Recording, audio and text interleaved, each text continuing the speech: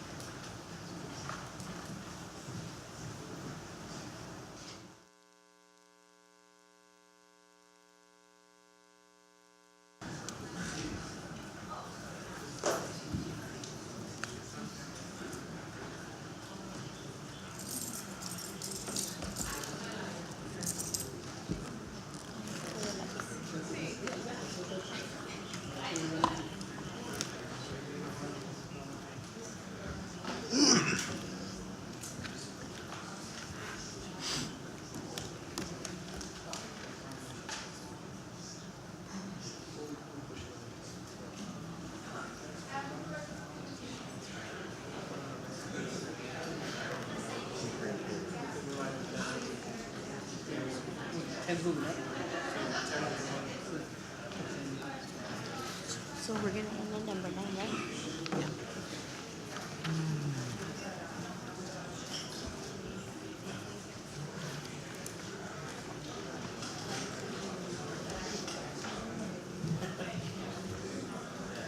Aside from that scare, everything is okay?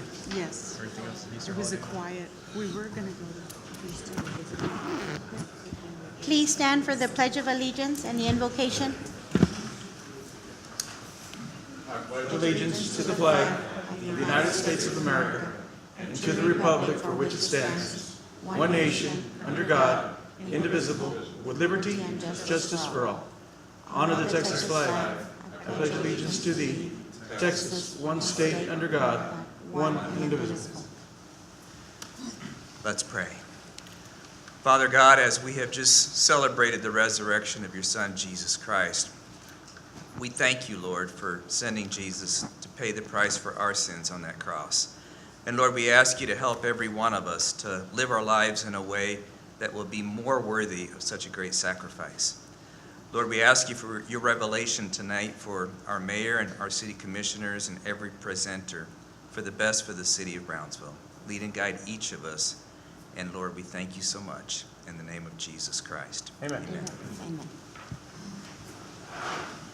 Action on item discussed in executive session. Action Executive A, consideration and action on resolution number 2018-029, authorizing the purchase of .308 acre tract from the Texas Department of Transportation, designating signatories for the purchase and related matters. Motion to proceed with resolution 2018-029. Second. All those in favor say aye. Aye. Motion carries. Next, we have the mayor's activity update. Yeah, no, I think we to need do the other a one. consideration of item number 10 that was moved from the regular session into the executive session, and I'll entertain a motion to approve the special use permit pursuant to the order of federal court in the case styled Eco Site LLC et al. versus City of Brownsville, et al., case number 117CV00209. I'll entertain a motion to approve. Order to proceed. Okay, all those in favor say aye. Aye. Motion carries. Okay, that takes care of the executive session. Mayor's activity update. I just really want to congratulate everybody we had a binational run. We had a Brownsville Trailblazers run, both of which were very successful, very well attended. I think there was over 800 runners at the binational, and I think Commissioner Hoyle was there with me in Matamoros and had a great time.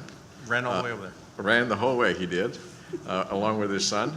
And the Trailblazers had, over 400 people at their event. And then I noticed Don Pedro was talking about, there was a lady who's running the Brownsville Marathon.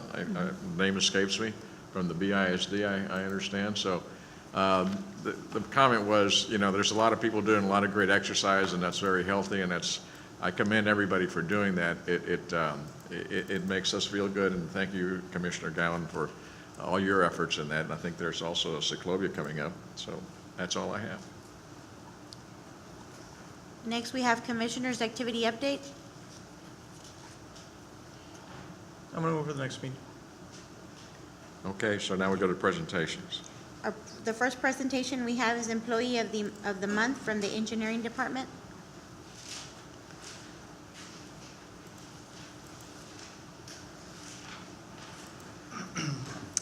Honorable Mayor, Commissioners, our Employee of the Month is Jose Eduardo Santillan, better known as Eddie Santillan. Mr. Santillan is a local City of Brownsville employee. Mr. Santillan works with minimal supervision, always taking initiative on projects. He is highly motivated and anticipates needs. He is very supportive of other staff members' ideas or recommendations. Mr. Santillan also works with other departments on issues related to easements and right-of-ways, always putting feedback into action. He is also very dependable and reliable in finishing assignments on time or ahead of schedule. Mr. Santillan pays great attention to detail in all of his work assignments. He's very knowledgeable on easements and right-of-ways and very committed to his work. He is a tremendous asset not only to the engineering department, but to the city as a whole. Let me step in. Mayor, Commissioners, I personally want to add on Mr. Santillan because I had an experience with him, and I think that's why he got this award. I know the mayor and commissioners are always looking for an opportunity to say, yes, how do we get it done? A positive feedback, as Commissioner Gowan states. And I met with Eddie a couple of times, and he says, we had a lot of people saying, well, we can't do it. And Eddie goes, there's certain stuff that we need to do, so let me give you options on how to do it. He goes, and then give it to the commission. And I think that's why Eddie's here. So I want to acknowledge that. If somebody's given the positive outlook to give options, it's what we see with Eddie. So we hand you off with a button, a plaque, and a watch. So I'll take the opportunity. I think it's good.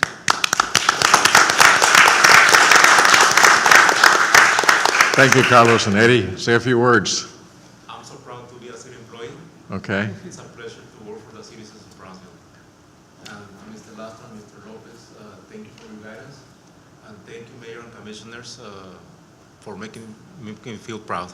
Well, we're proud of you. Thank you very much. Congratulations. Congratulations.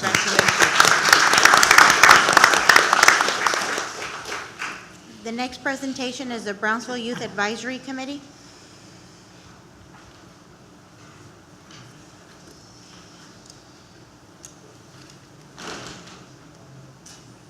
Mayor, Commissioners, you created the Brownsville Youth Advisory Committee. We've been kind of discussing different ideas, working through those different ideas over the past couple of months.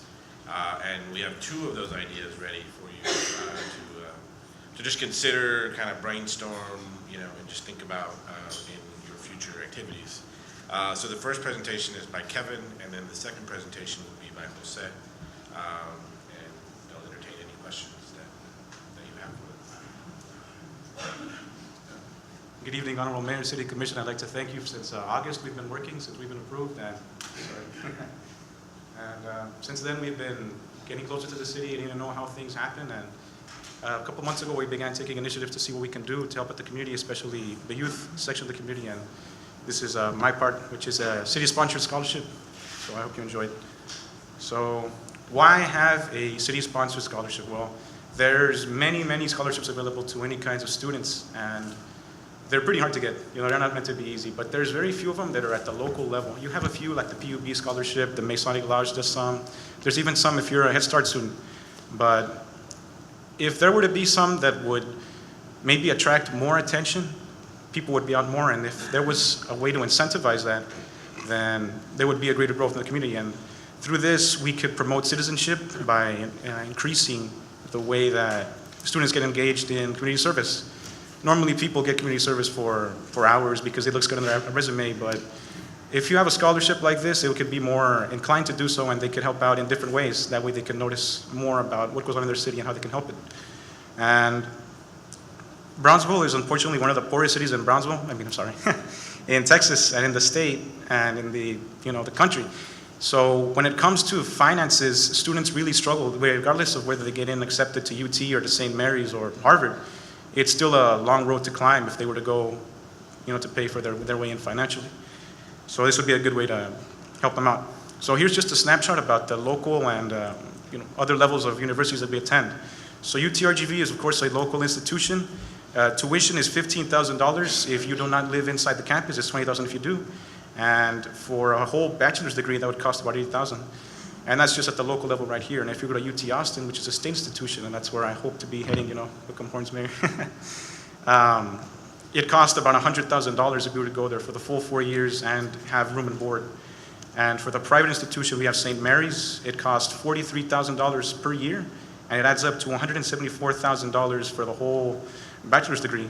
Now, the proposed scholarship is about $1,000, and it may not seem like a lot compared to the whole 6 figures of $170,000 or just $125,000, but it really is a weight lifted off your shoulders when you have that kind of money, because that could easily be about a month's worth of rent for that dorm, or even your entire books for the semester, or even longer. This was countering the bias. Now, there is a bias in place whenever you have scholarships or colleges or any kind of things like that.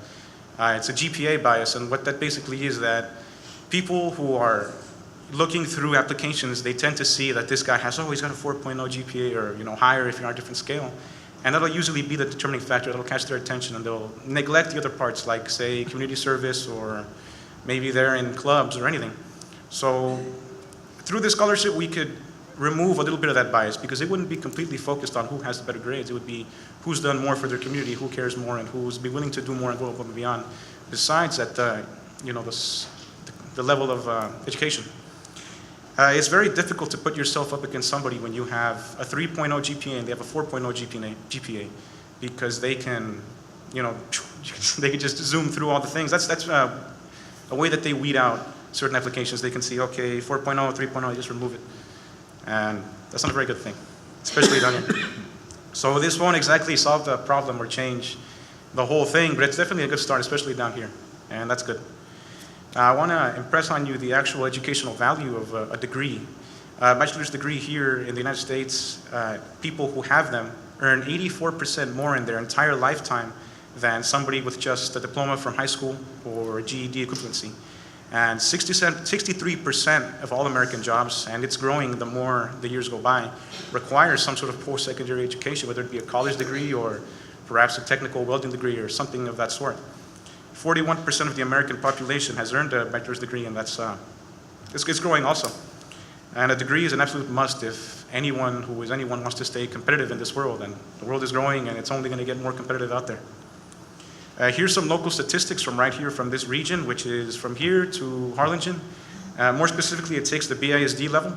So we can see here that enrollment into college is at about 52%, and this is from 2016. So in last year, about 52% of all BISD students who were registered enrolled in college. That's a lot different than actually staying there, matriculating, and being inside the whole time. 70% of those students actually stayed there and returned the second year, and 30% did not return for whatever reason may be. Maybe it was too hard, but more than likely, as statistics have shown, it's the financials. And continuous enrollment over the whole 4 years have been 61% of the students, 39% of them, for whatever reason, drop out. And here are economic statistics as well. You have, I'm not sure why it's so warped that way, 52 and 55 don't add up, but that's the database I used from the college advisor. But 52% of the students who were tested here are at an economic disadvantage. So that puts another strain on getting into college. Now the benefits, maybe not for the whole round, but the benefits for, at least for the city, is that it's not about getting something out of a scholarship. Now, of course, it'd be nice if you did get something out of it, but here's some ways that the city can actually really benefit from it.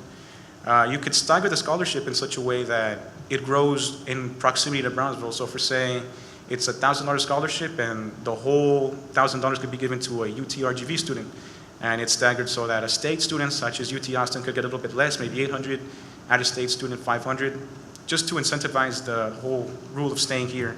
I don't know if you've ever heard the term brain drain, but it's a phenomenon that happens when a lot of the talent and the smart people in a community end up leaving and going for somewhere else that they prefer. And that leaves a massive hole, and it just ruins the potential that a city could have. And through a scholarship, that could potentially be counteracted. Here are some of the requirements for the proposed scholarships. Certain basic things that any others have, 3.0 GPA minimum. It's not about the grades, but you do have to show that you are a good student. What I put particularly for this one that isn't in many scholarships, that it requires a member of the community to be a reference. So it wouldn't just be your coach or your math lead organizer. It would have to be somebody from the community. So it could be a group leader that you're in, your troop leader in Boy Scouts, city organizer, or anything, your minister. Just somebody that is a representative of the community and can vouch on you outside of the academic center.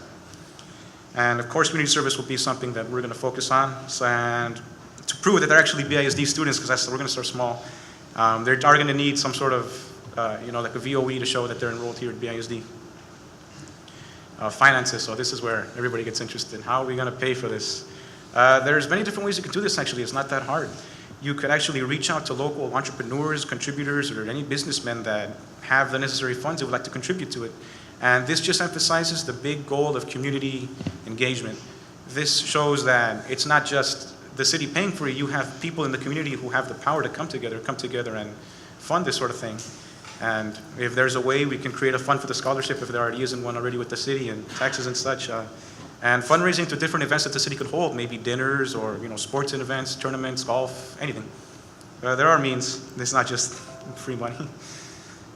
Other cities have done this before. I know it's not right to say that other cities have done this, but it wouldn't be a new thing. It has been done before, and it's been pretty successful. For example, the city of Boston and Massachusetts has given out $2,500 a year scholarships for 4 years to up to 30 applicants over the past 5 years.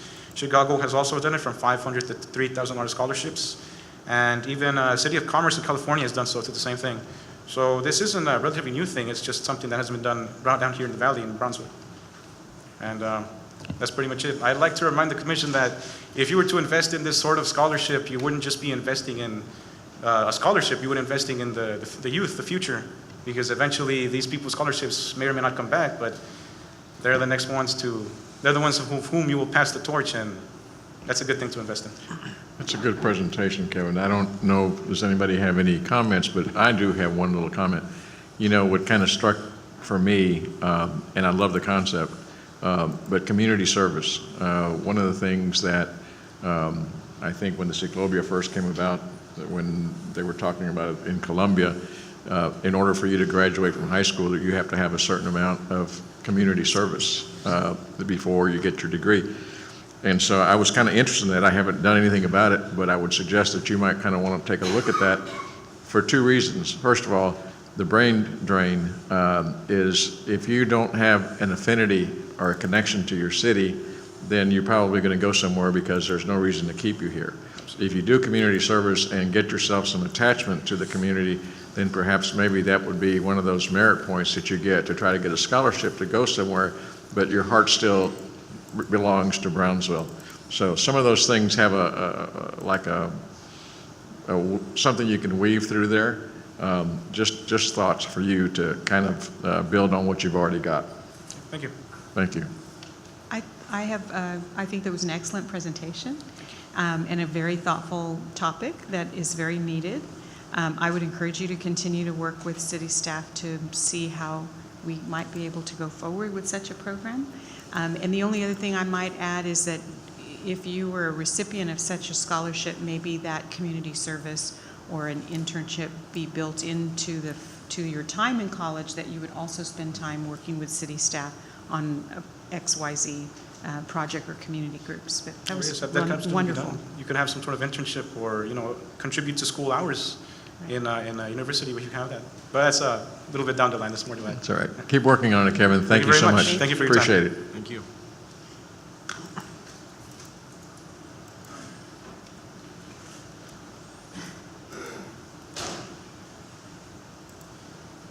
Good evening, Mayor. Good evening, Jose. Commissioners. How are you? I'm Jose Escobar. If you don't know who I am, I'm here to talk to you about a fascinating subject, flags. How does it work? I wasn't told how to work this thing.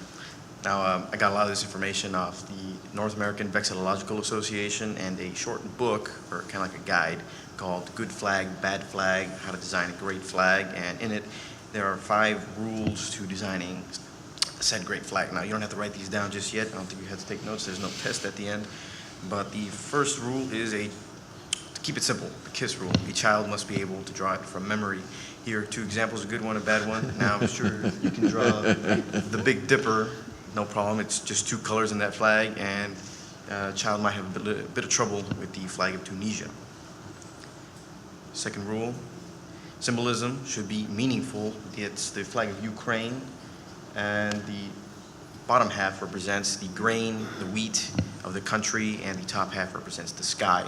It's almost like a picture of what the landscape looks like, what the countryside would look like in that country. However, you have the Organization of American States, and there are quite a few flags in that flag, meaning that if a member state drops out or joins in, they have to change that flag. If a member state changes their flag, they have to change their flag, so it's not exactly the best design.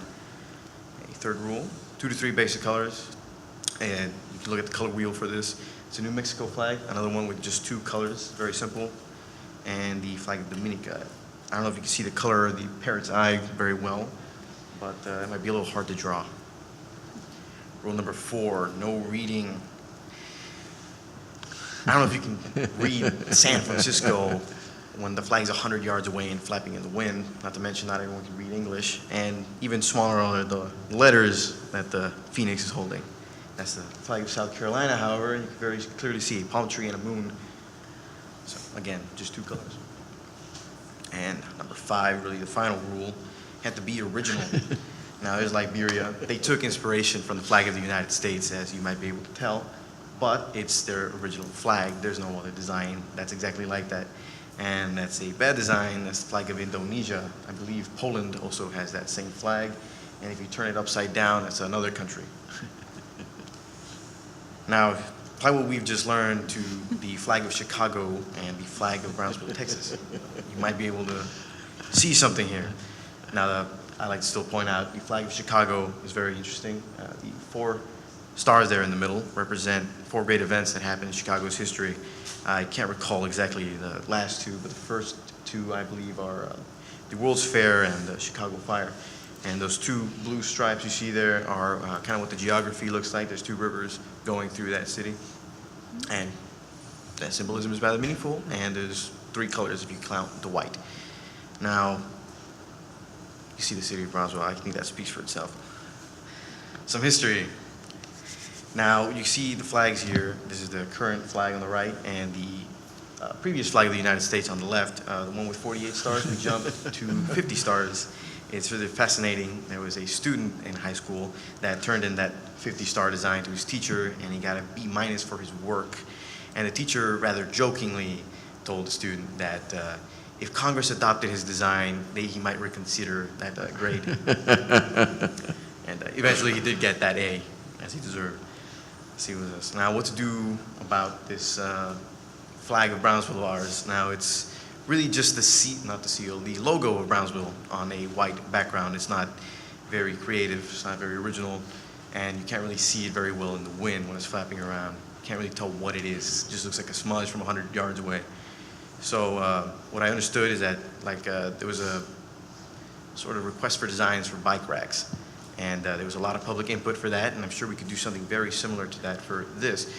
We don't have to really spend very much money for a design like this if we can get the students of the city to submit their own proposals. Get everyone from elementary to high school to put forward their designs, and besides the participation in city government, local government, they also might have a chance to have their design fly over our fair city. I believe that's it, actually. Yeah. Any comments, questions? No, but I like, it not only brings a little humor to the meeting, it's refreshing, and I'd like to kind of continue this, one of the things you do when you do go to, like into Matamoros even, I mean, they have their own flag. There's a lot of different, really good things, and I tell you what's kind of fun is because the kids are the ones that actually pay more attention to the flags than probably adults. And so I think it's a source of pride. So I don't want you to kind of just let this thing go. But let's see where it goes.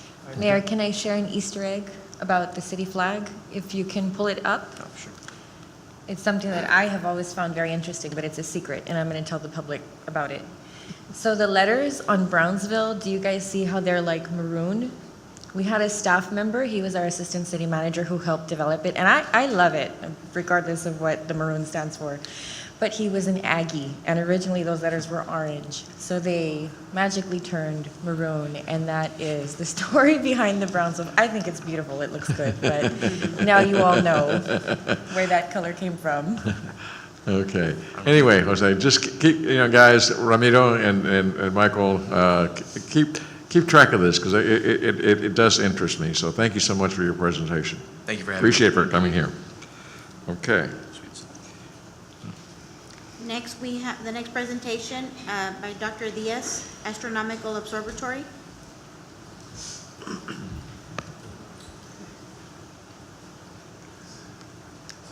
Mayor and Commission, I met Dr. Diaz a few weeks ago and learned more than I ever knew about astronomy here in Brownsville, and a very innovative program and very groundbreaking findings that he educated me about, and I invited him to come and talk to us today about a resource for our community. Welcome. Well, Dr. Gowen, thank you very much for your kind invitation. Thank you, City Mayor, Commissioners, General Public. So I'm here.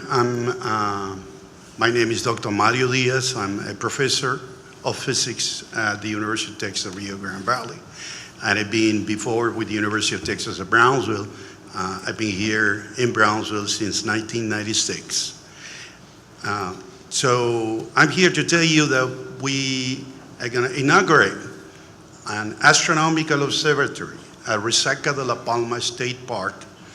And this astronomical observatory is going to be named after Dr. Cristina Valeria Torres, the Dr. Cristina Valeria Torres Memorial Astronomical Observatory. Cristina is a Valley native who was my first student in 1996 when I came to the Valley, planning originally to go for an engineering major. Eventually she became a physics major, and she went on to obtain a Master of Science in Physics and a PhD in Physics from the University of Texas here in Brownsville. And she passed away in March 2015. And the inauguration is planned for Cinco de Mayo, so May 5th of this year. And let me tell you a little bit about why we're naming the observatory after her, and what is the role that the Center for Gravitational Astronomy at our university has been playing so far. The center was founded in 2003 through an award from the National Aeronautics Space Administration for $6 million. Eventually, we went on to receive more than $30 million in federal funding here that all came to the city. And after almost 20 years of research and educational activity, in 2015, the faculty members of our center, as part of a much larger collaboration, the LIGO Scientific Collaboration, succeeded at discovering gravitational waves, and last year, the collaboration received the Nobel Prize in Physics, and our faculty and several students as well have received the Breakthrough Prize in Fundamental Physics 2016, the Princess of Asturias Prize from the Spanish Crown, the Guru Prize in Cosmology, and many other awards. Not only that, just last year, for the first time, we succeeded in observing gravitational waves and electromagnetic radiation, so images from the same event. And this marks the beginning of something that is called multi-missions astronomy. So these are two very important, probably the most important scientific discoveries in the area of astrophysics and physics in this century. What the Center for Gravitational Wave Astronomy wants to do at this stage is to bring this expertise to the community in the form of an astronomical observatory. So our university has signed an agreement with Texas Parks and Wildlife to move the observatory that originally was on our campus, and because of light pollution was a very, very suitable location, it has been moved already to the Resaca de la Palma State Park. So here you can see the photograph showing the dome. To locate yourself in the dimensions of this, the dome is about 30 foot in diameter. And you see the arrows pointing to piers. Those piers are going to be additional telescopes that are going to be on site very soon. So the place is going to be a true astronomical park at our state park. Why are we doing this? Well, first place, it's going to be a scientific tool for college students that can use it to learn astronomy, even at the general education science level. But also, we made an agreement with the Brownsville Independent School District, and next fall, all the local high schools are going to be offering astronomy at our local high schools using this observatory. The principle behind this is you don't learn science by reading books. You learn science by doing science. So we expect the students to come here, learn the excitement of discovery, and learn science by doing astronomy. Of course, more advanced students can use it for research, but we also wanted to open to the general public. So they're going to be weekly tours organized at the facility, and it's going to be open to the community. Science is important, but it's even more important for our community and our youth. It can inspire and promote a scientific literate citizenry. Long term, our ambition is to develop partnership between Texas Parks and Wildlife, the university, the community, and the city to develop a high-tech planetarium at the site with an Earth and Space Science Museum. The park is behind this idea. The park superintendent supports this endeavor very much. So we want to have a center of attraction for tourism and visitors and a badge of pride for the community. Thank you for your time. Doctor, thank you so much. That was a wonderful presentation. I don't think everybody has the knowledge that some of us have been fortunate enough to know about your physics work and some of the wonderful students that have been passing through your hallways. I've gotten to learn a lot about it, so I'm very proud of what you guys are doing. And this hopefully will allow us to promote it to the public so they know exactly what the resources that we have here. And I know a lot of students actually in the high schools. We made a presentation not terribly long ago, and they all mentioned your division of the university. So the word must be getting around. So continue the good work and keep good luck to you. Thank you very much. I would like to extend this invitation to City Council, to you, City Mayor, to be here and I'll be there. Say a few words there. Okay, Thank you. I'll be there. Thank you very much. Please send us the flyer or invitation as well so we can put it on our city website, because the Cinco de Mayo is open to the public. The Yeah, event on it's the going to city- be open admission. Yeah. Okay, so if you make sure we have it to put it Yes, on our I city will. website. Thank you very much. Thank you, Doctor. Appreciate it. Next, we have consent agenda items A through E. Motion to approve? Second. All those in favor say aye. Aye. Motion carries. Next, we have public hearings. Public hearing number 5, public hearing and action on first reading on ordinance number 2018-1100.58 to readopt the historic preservation plan for 2018.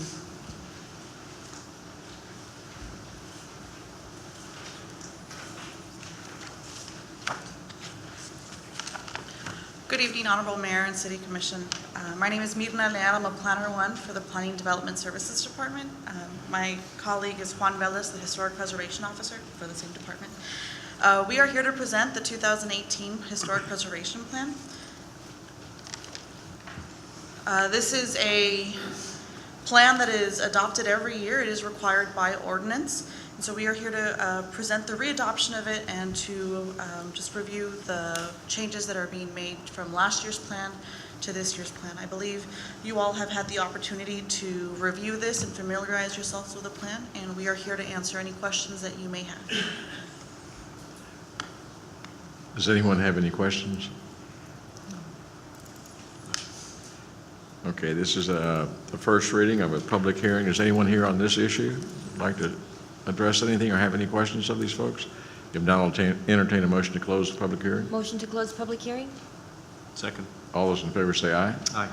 Motion carries. Is there a motion to approve? Motion to approve? Second. All those in favor say aye. Aye. Motion carries. Thank you all very much. Thank you. Thank you. Next, we have the public comment period. Yes, we have we have- one, right? One person, Alma Herrera.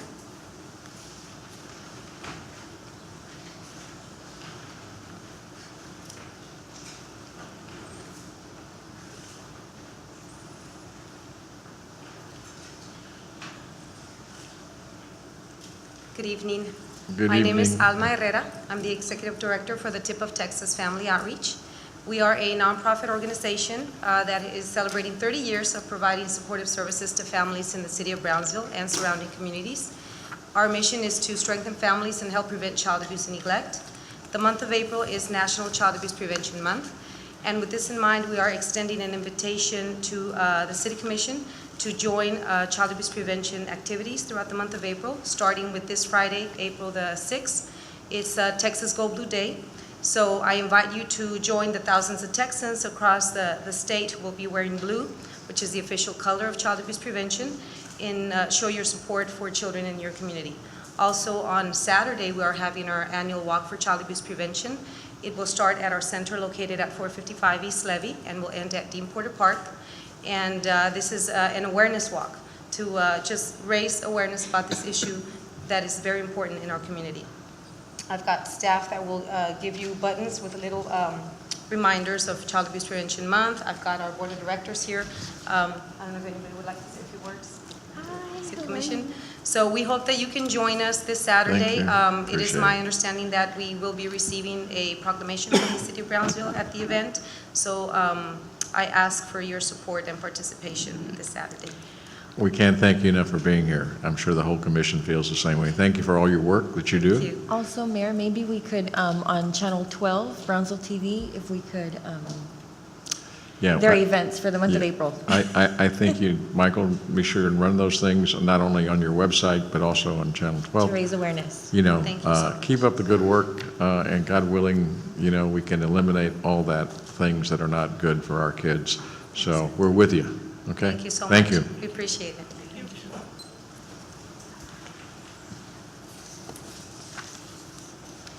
Next, we have items for individual consideration. Action item number 7, consideration and action to adopt addendum number 2 to the license agreement for residential solid waste and brush bulky collection services. Mayor and Commissioners, we have a contract, term contract with, for residential solid waste and brush collection services.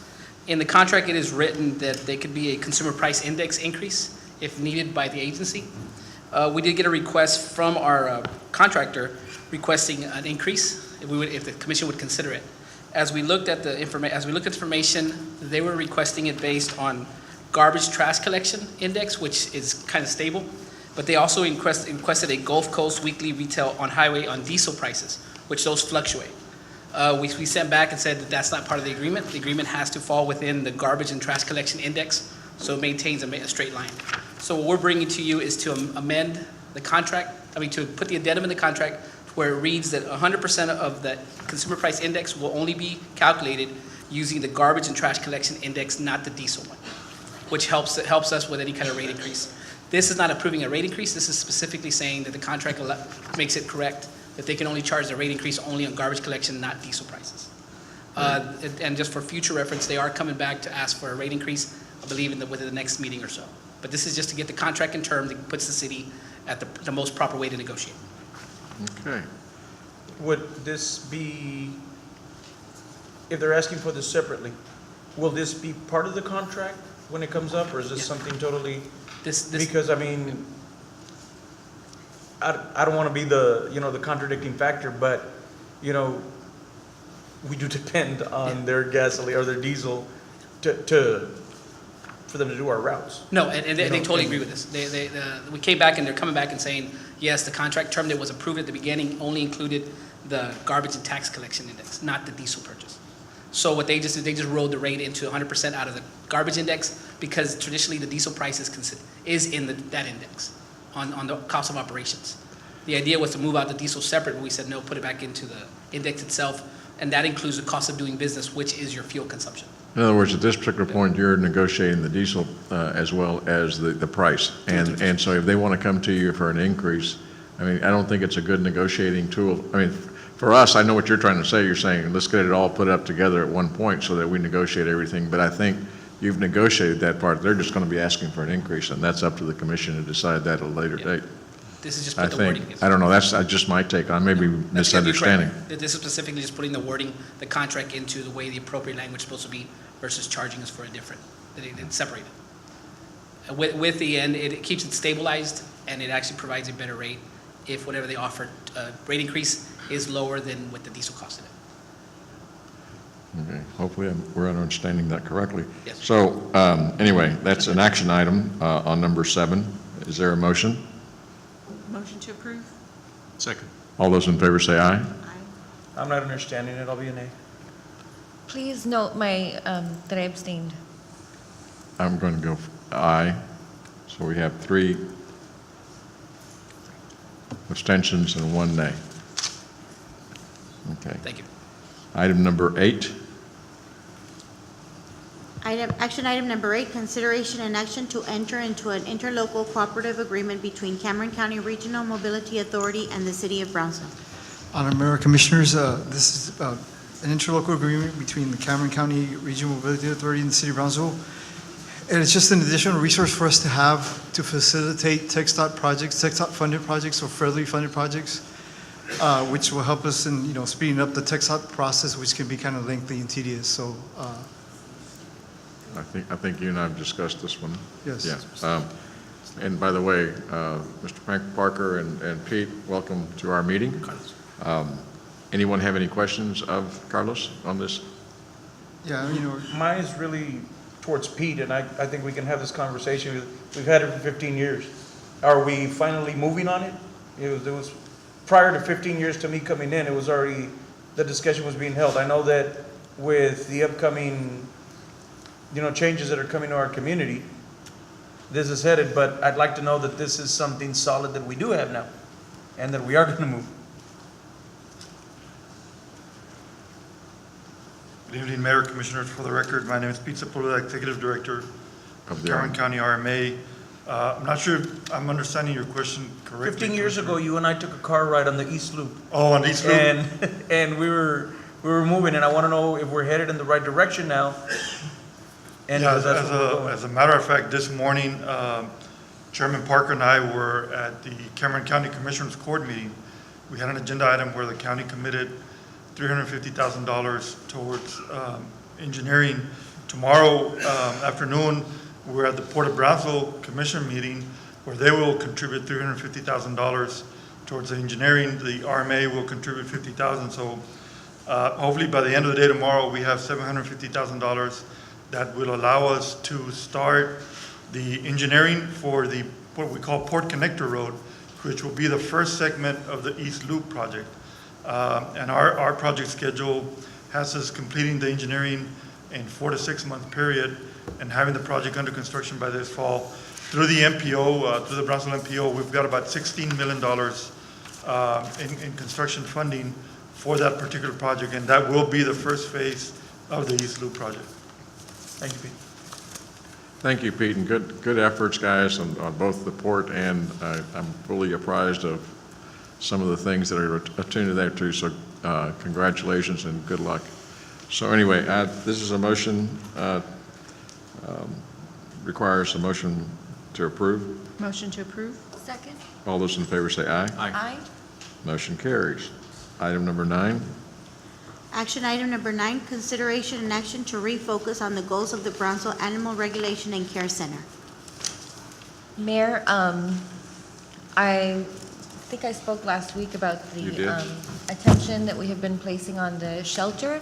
One of the things that we have found is that the veterinary position has been vacant since September. As Commissioner Gowan remembers, when you built the shelter, you built the shelter, right? No, it was before you? It was before me. Oh, It's only Rick. I think Rick was here then. The shelter that Commissioner Longoria built. We built a state-of-the-art facility, and attached to that is a veterinary clinic that was able to perform, even back in the day, we had this idea that we could spay and neuter all day long, and these pets would have a chance at life. And so, in the state that the city is right now, with the new management, we're so grateful to the attention that the shelter is now getting with the permission of the commission. And so there is a very long road ahead of us, but because of the way it was designed, it is possible now for the city to start working towards a no-kill facility. The first thing would be that we would fill the veterinary position and look into maybe getting internships to help us with all of the spay and neuter, so that maybe someday it'll be extremely low cost or no cost, and I'm talking about bringing in 4 dogs under $100. That is what our goal is. So if we're able to do that, and we are able to work with our adoption agencies and whatnot, we can definitely change the rate that we have right now. And all over the valley, the rate it's unacceptable. I mean, these pets are good animals, they're loving animals, and every day they face the harshest punishment that is inflicted in our justice system. They are put down, and not because they're bad dogs, but because it's very hard to tell a healthy animal, I'm sorry you have to go because we don't have any room for you. So with the commission, we would like, well, hopefully, we can start working towards making our shelter a no-kill shelter and making sure that every single pet in our community is taken care of, microchipped, spayed and neutered, and vaccinated. And I know that it is possible with the help of the community. I know we can do this. We can do better than what we have right now. And the first step in this long journey is bringing low or no-cost spay and neutering back. And from there, maybe we can look into mandatory, because we have a lot of dogs on the streets that have litter after litter. And this is, no matter how many adoptions you have, if you are not actively working on this, all of your work just diminishes like that, because guess what? There's 12 more dogs coming in the facility and you're only adopting 4. So this is the balance that we have right now, and I really applaud the commission for hearing this, and Commissioner De Leon, who has been working with me on this. I think it is possible, and I know that our commission is very strong right now, and they're good people, and they really care about what happens at that facility. Okay, this is an action item. Thank you, Commissioner. Do I hear a motion? So what's your action? This Just action, to refocus, I think, is what and I'm assuming this is just kind of refocusing the goals and setting out the statement as to what, we don't have actually any action right now because we need to have a plan of what to do. well, this action would allow city staff to start exploring, Yes. and like the veterinary position needs to be filled. So one of the things that we would have to do maybe is look at why nobody is accepting that position.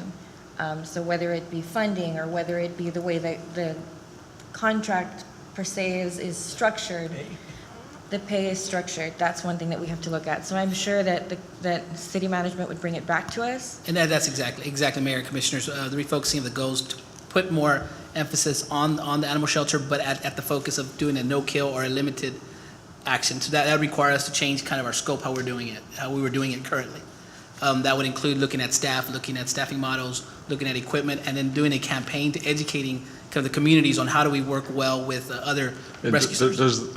Does the care center have a mission or a mission statement or something like that so that we could take a look at it? I just don't, I think what the committee, yeah. I know that's what I'm saying.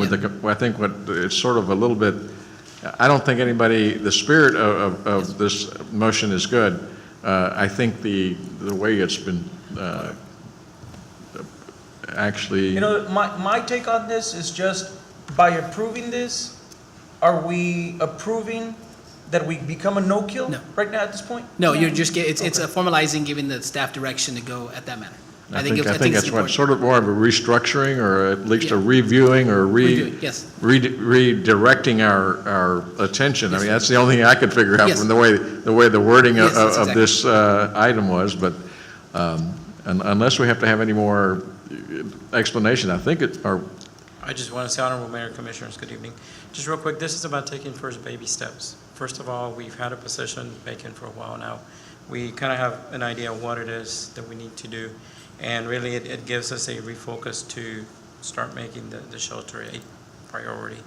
One of the examples I just want to give and be real quick is we have a committee, but one of the reasons the committee has not been able to meet for a good period of time is because we don't have a veterinarian, and without a veterinarian, we can have board meetings because the board requires a veterinarian on board. So that's just one example of why other things are being held back. Okay, in refocusing, I would suggest that the first item of interest would be to furnish your commission with, what has been the attempts, what has been the history of that position, and what in the administration point of view has been the reason why we haven't gotten. That'd be step number one, it would seem. Yes, If that's a baby step, that's what we need. You're exactly right, Mayor. And that's Okay. what we're doing now, so that's what we're asking this. All right, it's still an item for consideration. Is anybody making a motion? Motion to approve. Second? All those in favor say aye. Aye. Motion carries. Item number 10 is deleted. Mr. Mongolia? Adjourn. Second? All those in favor say aye. Aye. Motion carries.